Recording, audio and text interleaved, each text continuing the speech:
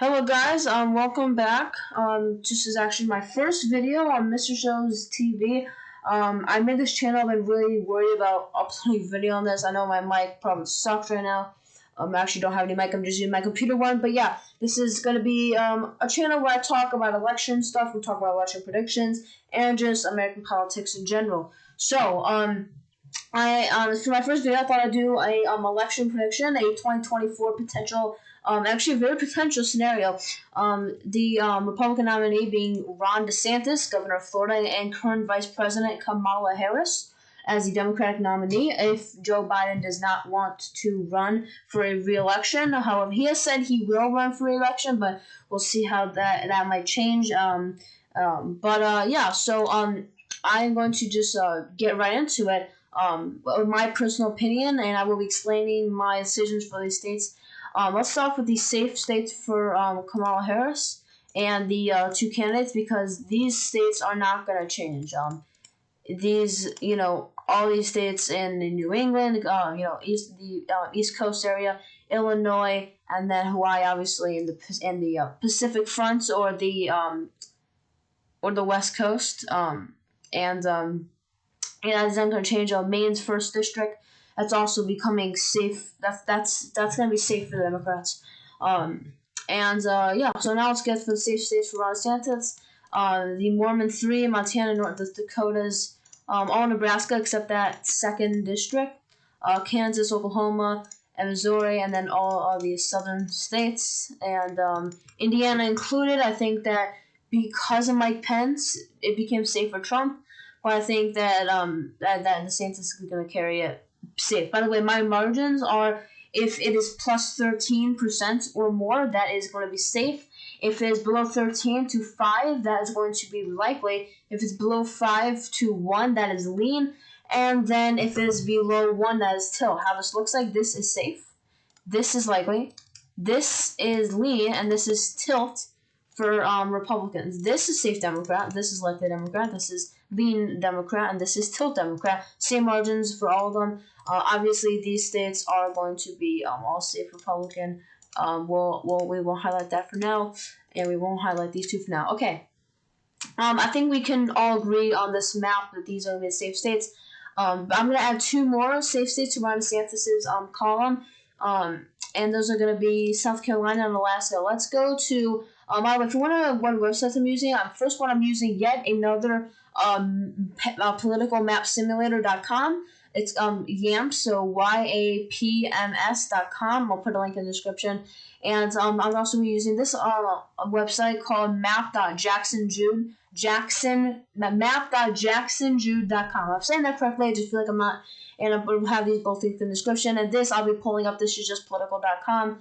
And, so if we go to the selection, I have my margins in and everything.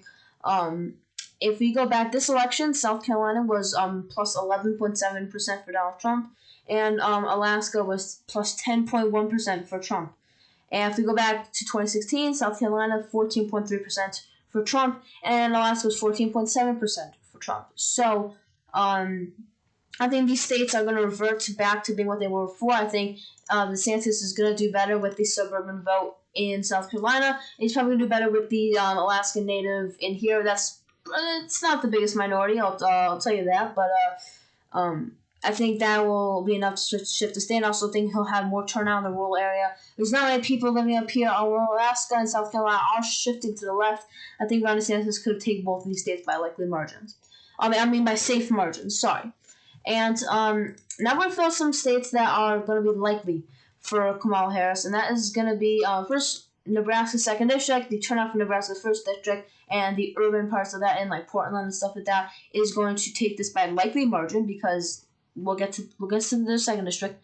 And Colorado and New Mexico, these two states are gone for Republicans probably.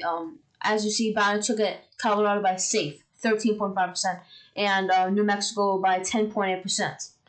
He also took Virginia by 10%, which is the first time I think Virginia had gone to double digits for Democrats since like Lyndon B. Johnson, I think. Maybe. I don't know. I know it hasn't gone 10 double digit Democrat in a very long time. I think that's going to stay likely. I think Colorado can narrow up though. I think New Mexico is going to narrow up a little bit, and Virginia could also be a little closer. But I think it's all going to stay in the likely categorization. And Ron DeSantis is also going to take Iowa and Ohio by likely margins. It's not going to be the 8% it was for Trump, but it's going to be 6-7% for these two. Maybe Iowa will be 8%. Maybe Ohio's probably like 7%. And I think these two other states are going to stay like that. Also, Texas. That's gonna be likely for Ron DeSantis. That this is because although Trump, I think Trump did take it by 5.6%, which is that means Biden was 5.6% points away from winning it. That is I think also again Lyndon Johnson was the last time a Democrat he won Texas. Sorry, I don't know what I'm saying, but I'm just gonna say that Ron DeSantis is going to improve on his margins in the he's going to improve on his margins in the southern region, although some of those counties did take drastic shifts to the right. I think he's going to even expand on Trump's victory in Zapata County, and I think he's also going to get more urban turnout in Harris County and Dallas County, and I think he has a good chance to win back Tarrant County. Actually, he's very close to election. If he runs, especially against Kamala Harris, he's winning back Tarrant County and those two counties above Dallas County. And let me just figure out what those are real quickly. Collin County. He can expand on Trump's victory here, and also in Denton County, it's going to expand on Trump's lead in those states as well. And so he's going to win this state by a likely margin. He's also winning his home state of Florida by a likely margin. Trump did a really good victory, 3.4% for Donald Trump in this election. That's in 2020. That is a lean margin for Trump. And So and if we go back to the election before that, it was 1.2%. And if we go back to the election before that, Obama only won by 0.88%. And then if we go back to 2004, it was 5% for Bush. So I think Bush can go from a 0.009% to Florida to a 5% likely for Florida. Then I'm pretty sure we can go from a 3.4% to a 5-6% margin in Florida.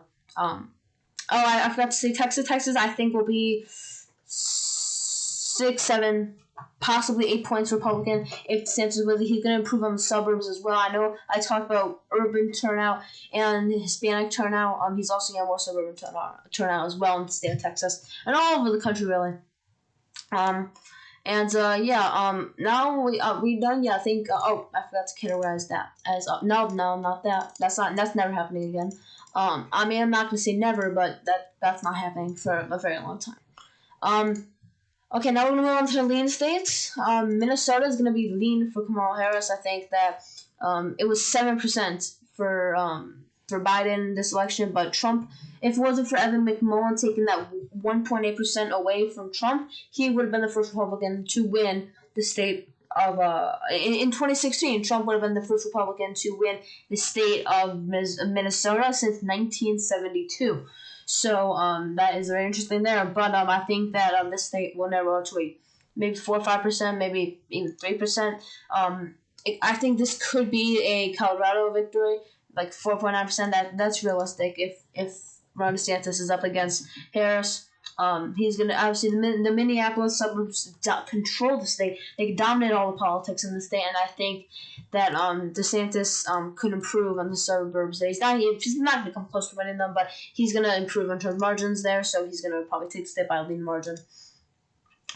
And I think that's all to say. I forgot to categorize one for Ron DeSantis.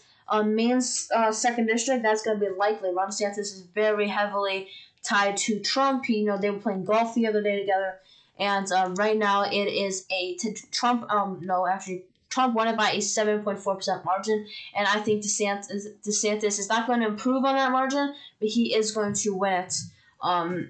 He's going to win it. He's going to do better. I'm not going to do better. I'm going to take that back. but he's gonna do good with the white working class, and he's gonna do. I'm gonna say maybe a little bit worse than Trump did, but overall he's probably gonna take the state by a likely margin. Okay, and I'm gonna have my also Harris is going now. Now I think we're moving down to the lean and tilt. I think we're gonna do them at the same time. Lean/tilt. Michigan, I think Harris is gonna have enough turnout out of Detroit to narrowly carry the state of Michigan. I think it's gonna be a tilt margin. I think this could be a Trump tilt margin, 0.22% maybe. Wisconsin tilt margin for Trump. So, Trump won Wisconsin in 2016 by 0.76%, and I think if this scenario happened, Harris would probably win Michigan by around 0.76%. But one state is going. This is the first up of the night. Wisconsin. That's going to be lean Republican. This was the most Republican of all these Rust Belt states. If we go back to 2008, it was plus 14% for Obama, and then it went to just 7% for Obama, and then Trump won it, and then it reverted back to being a blue state. Actually, Biden won it by a smaller margin than Trump won it, and I think he's just going to get one. These are the least African American states in the Rust Belt. When I say Rust Belt, I'm talking about Michigan, Wisconsin, Pennsylvania right now, and those parts of New York, Illinois, Minnesota. But I'll just talk about these three states right now. Michigan, obviously, I think the Detroit, African American minorities dominate the state. Pennsylvania, Philadelphia, it is basically as true. Pennsylvania is more rural voters, but Wisconsin, I think he's gonna get. He could do better with the suburbs of, if we go back to that county map to Wisconsin, I think, again, he's going to do better in, Madison. That's going to happen in, Dane County. He's probably going to do a little better. He's not going to come close to Miami, but still going to happen nonetheless. And in Green Bay, although Trump did decently all right there, I think he's going to win that. And this county's name, I'm not even going to attempt to pronounce that. I think he could prove on margins. I think he's just going to do a little bit better with these rural voters. I don't think he's going to do better, but I think, for example, this county right here, I think this could be upped to maybe, this county margin. I think, if you go to the Panhandle of Texas, margins are 75%. These are 60s, and I think that if we look at this map, these places are going to get, more Republican, and these places are going to get bigger bubbles, like this county is right there, and this county is over there and over there, and overall I think he's going to do better. He's going to have more rural turnout. He's not going to do better with rural voters. He's going to have more rural turnout and more suburban turnout. He's going to win the state by a lean margin. He's going to do better than Trump did in 2016. Also, Pennsylvania, that's going to be tilt for Ron DeSantis. Like I said before, he's basically a better version of Trump. So if Trump is able to win it, he's winning it. And if Biden runs, though, because Biden has a birth state factor, I think maybe he could still win it, but I think it'd be very close. But right now we're talking about Harris running as a Democrat. DeSantis is going to do better with these, having more of these rural turnout. Up here, he's going to have more suburban turnout, this area over here. He's going to probably do better in Pittsburgh. It's not going to be close, but he's still going to do better here. He's probably going to do, I don't think he's going to do much better in Philadelphia, but he could potentially. I think he's going to do probably better in urban areas. Not that much better, again, not even close to winning them, but he's just going to have more turnout. He's just more likable than Trump.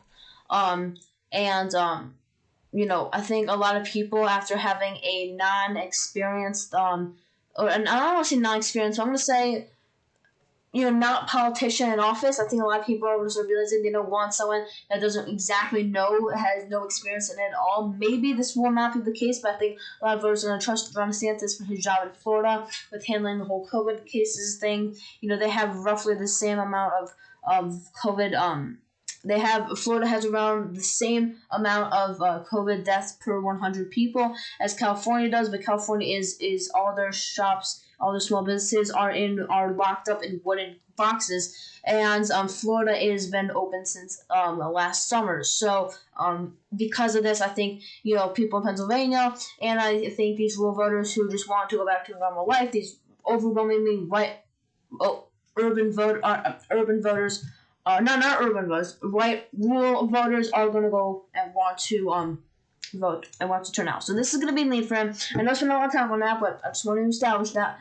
And because I know I'm going to probably see feedback for this. And North Carolina, that's going to be lean for DeSantis. Trump, it's going to be probably maybe a Trump 2016 victory, just because I think he's going to do probably as good or maybe even better on Trump's. Again, he's good with Hispanics. He's good with suburban voters, so he's going to win a state by a lean margin because of that. Now, I think he's going to flip Arizona. He's going to take that by a lean margin. So you see, Ron DeSantis will win this election. He is more likable than Kamala Harris. He is probably going to win the election. He's going to do better. The only thing stopping Trump from winning was those Phoenix suburbs, which DeSantis is going to have in his pocket, and he was going to win that by a tilt margin. Georgia as well. It's going to take a lot more brute force to flip the state back. Georgia after 2022 is going to be gone for Republicans. It's basically going to be the next Virginia. I think Arizona can temporarily be undone with the damage that has been done by Trump and other Republican politicians who have been neglecting the state and the suburbs, which have caused the suburbs to move more towards the left. But I think that that Trump is still and not Trump. I think DeSantis is going to win the state. And he's probably going to he's going to do better with the Phoenix suburbs in Arizona, and he's going to do and in Georgia. Good again, like I was saying, Georgia will be gone after 2022 for Republicans, but I think he can maybe temporarily win that state in 2024 just because he's probably going to get a little bit more African American turnout in Atlanta. It's not going to be even close to compare to the African American turnout Harris is going to get, but I just think that Harris is not going to energize those Atlanta voters to go out and make change since Trump's not in office. Since there's not a Republican in office, I think a lot of those people are not going to want to. There's not much they want to get rid of or stop. Georgia. If you look at Georgia and Florida, you can clearly tell. The better place, versus, Miami, Atlanta versus the crime, the poverty, and I think a lot of those voters in Atlanta, especially the suburban voters, are going to go, and the African American voters are probably, and the suburban, I think Georgia as a whole is not going to get as much turnout as it did in 2016. I think the whole country is not going to get as much turnout as it did this year. I think especially Georgia, she's not going to excite those voters in Atlanta, and DeSantis will get enough turnout in the rural, suburban, and and maybe a little bit of that urban areas to win the state. All right, and now Nevada, he's gonna win Nevada because of one simple, because of one simple reason. Nevada, let's go to Nevada. So as you see, Biden has done the same thing that Hillary Clinton. He won the state by winning 2 counties. I think that so he won this by like 4 points. It's like over 4%. And Biden won this Washoe County by over 4%. I think you guys will let me know if I'm saying that correctly. If it's Washoe, some Chinese word, and don't take it too seriously, by the way. And so I think he has a very potential chance to win this state. I know I keep saying I did just how I function. It's just how I catch my place if I ever lose it, or I stop my rhythm mid sentence. But I hope you guys don't mind that. He's probably gonna win this county, and he's probably gonna do better in Clark County as well. So do a little bit better in this rural area. Not better again. He's not gonna do better amongst rural voters. He's just gonna get a little bit more rural turnout. Not in states like Montana and Kansas and in Indiana. But in states like Nevada and Texas and even Florida, definitely. Actually, probably not Texas. Maybe South Texas, not like Panhandle. He's gonna win Nevada. He's probably gonna be first Republican to win it since 2000, right? Yeah. Also, New Hampshire, that's gonna be tilt for DeSantis because I think that if we go again to New Hampshire, I don't know why I say again. We haven't gone to there once, but let's go there again. He's going to do better in the rural areas up here, in the rural areas in Belknap County, and he's probably going to do a little bit better in Murrica County and Stafford County. When I say these two, I mainly mean the city of Concord and the city of Dover. I'm pretty sure that's what I mean. And I think these two cities, he's going to have it's not going to do. I mean, as you see, if you look at Concord, it's not. It was won by Biden by 10.2%, and in this county even by more. But I think he's still going to do a little bit better. Probably this will probably be single digits, and this will probably still be double digits, but a little bit better nonetheless. He'll win New Hampshire by Kamala Harris getting less turnout and him getting more turnout. Finally, DeSantis is going to win Nebraska's 2nd district by a tilt margin.